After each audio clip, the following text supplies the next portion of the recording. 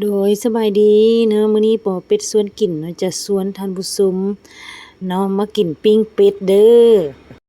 ปิ้งเป็ดแซ่บๆนี่น่ะเนาะเฮ็ดเองมักเองกับมือเลยเนาะสีสันเป็นแนวใดสวยงามบ่ท่านผู้ชมมาเด้อกำลังหอมหุยๆ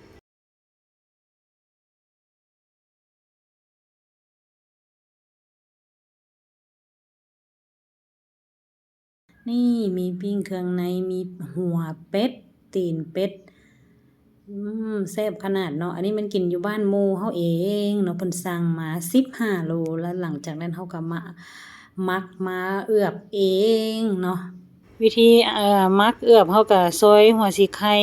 เนาะแล้วก็หอมกระเทียมตำใส่นำกันเนาะคันมีพริกไทยดำก็ตำใส่เนาะคันบ่มีก็บ่เป็นหยังเนาะซอยเบกขี้หูดตำใส่นำเด้อเนาะตำละเอียดเรียบร้อยแล้วก็เอามามักมาปรุงนั่นแหละใส่เกลือแป้งนัวน้ำตาลซอสหอยคะน้อเนาะแนวใดแซ่บก็จัดไปเนาะท่านผู้ชม